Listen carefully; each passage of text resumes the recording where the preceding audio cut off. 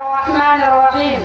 الحمد لله رب العالمين، والصلاة والسلام على سيد المرسلين وعلى آله وأصحابه أجمعين، أما بعد، فأعوذ بالله من الشيطان الرجيم. بسم الله الرحمن الرحيم.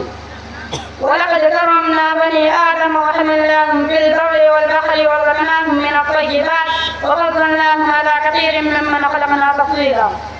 واجب الاحترام قابل صدر وقابلین مجلس، اللہ تعالیٰ نے انسان کو پیدا کرنے سے پہلے اس کی غذا کا انتظام فرمایا. حضرت آدم حوا کو دنیا میں بھیجنے سے پہلے اللہ تعالیٰ نے دنیا کو پیدا فرما کر اس نے اولاد آدم کے کھانے پینے اور ہر چیز کی جو ان کی طبیعت کے مطابق وہ مناسب تھی انتظام کر کے رکھ دیا. دنیا کی ساری چیزیں اور سارے انتظامات انسان ہی کے لیے پیدا کیے ہیں. خدا کے ان انتظامات میں کسی قسم کا کوئی ذرہ برابر نقص اور کمی نہیں ہے، جیسا کہ فرمان خداوندی ہے. ما ترى في خلق الرحمن من تفاوت وارجع البصر هل ترى من فطور ثم ارجع البصر كرتين ينقلب اليك البصر خاسئا وهو حسير. تو خدا کی اس صنعت میں کوئی خلل نہیں دیکھے گا. سوچ اور اعتبار پہ نگاہ ڈال کر دیکھ لے، کہیں تجھ کو کوئی خلل نظر آتا ہے؟ یعنی بلا تعامل تو تم نے بہت بار دیکھا ہوگا. اب کی بات تعامل سے نگاہ کر، پھر بار بار نگاہ ڈال کر دیکھ، آخر کار نگاہ دلیل اور درماندہ ہو کر تیری طرف لوٹ آئے گی. اسی طرح ایک اور مثال جو ہمارے مشاہدے میں ہے، اللہ نے بچے کے پیدا ہونے سے قبل ہی اس کی ماں کی شادی میں اس کے لیے مناسب غذا تیار کر کے رکھی ہے. اس کے علاوہ بھی ہم دیکھتے ہیں کہ معزز مہمانوں کو اپنے گھر بلانے سے قبل ہی ان کے اکرام و عزت کے لیے کھانے پینے رہنے سہنے کے لیے ہر چیز کا انتظام کیا جاتا ہے. محترم بزرگوں، اشرف المخلوقات حضرت انسان بھی خدا تعالیٰ کے مہمان ہے، اس لیے اللہ نے بھی اس کو دنیا میں بھیجنے سے پہلے ساری چیزوں کا انتظام کر رکھا تھا کہ مہمان کو کسی قسم کی مشقت اور تکلیف نہ اٹھانی پڑے. اب غور کرنے کا مقام یہ ہے کہ جس مہمان کے لیے خدا پاک نے ساری نعمتوں کو پیدا فرمایا، کیا خدا کا اس میں کوئی منشا ہے یا نہیں؟ ذرا غور کرنے سے ہمارے سامنے اس کا جواب آئے گا. وہ یہ ہے کہ اللہ تعالیٰ نے ساری چیزوں کو انسان کے فائدے کے لیے بنایا تاکہ انسان اسے استعمال کر کے اپنے نسل کو باقی رکھے، اور بقائے نسل کا مقصد خدا کی عبادت ہے، جیسا کہ فرمان خداوندی ہے وما خلقت الجن والانس الا ليعبدون. اور میں نے جن اور انسان کو اسی بات سے پیدا کیا کہ میری عبادت کیا کرے. لیکن دنیا کا اکثر انسان اصل نسل عبادت کو چھوڑ کر غفلت میں پڑے ہوئے ہیں اور خالق کی منشا کو بھول کر نفس اور شیطان کی منشا کو اپنا مقصد بنا لیا ہے.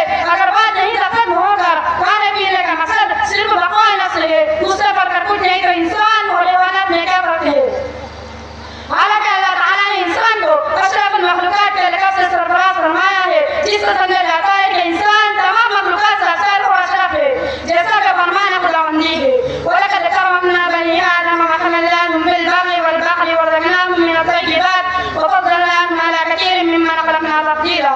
اور ہم نے آدم کی اولاد کو عزت دی اور ہم نے ان کو خشکی اور دریا میں سوار کیا اور نفیس چیزیں ہم نے ان کو عطا فرمائی اور ہم نے ان کو بہت سی مخلوقات پر فوقیت دی. عزیز ساتھیو، اس آیت کے ذریعے اللہ نے انسان کو فضیلت دی اور سب سے بڑی فضیلت عقل و شعور کی ہے، جس سے وہ اپنے خالق و مالک کو پہچانے اور اس کی مرضی نامرضی معلوم کر کے مرضیات کا اتباع کرے اور ناپسندیدہ سے پرہیز کرے.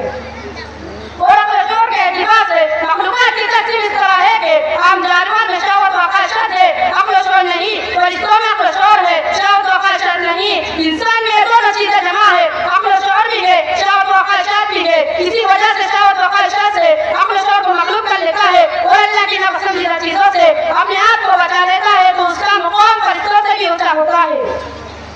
بس بات صاف ظاہر ہو گئی کہ انسان کو صرف کھانے پینے کے لیے پیدا نہیں کیا، بلکہ ایک عظیم مقصد کے لیے دنیا میں بھیجا گیا. وہ صرف انسان ہی ساتھ رکھ سکتا ہے، وہ ہے عبادت، جو کہ بقا نفس صرف کھانے پینے پر موقوف ہے. اس لیے کھانے پینے کے لیے حکم فرمایا. ارشاد باری تعالیٰ ہے وَكُلُوا وَاشْرَبُوا وَلَا تُسْرِفُوا إِنَّهُ لَا يُحِبُّ الْمُسْرِفِينَ.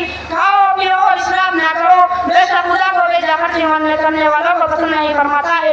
اللہ تعالیٰ ہم سب کو اور دنیا کے تمام مسلمانوں کو خالق کائنات ارض و سما سنت نبیہ کے مطابق زندگی گزارنے کی توفیق عطا فرمائے. آمین. وما علینا الا البلاغ.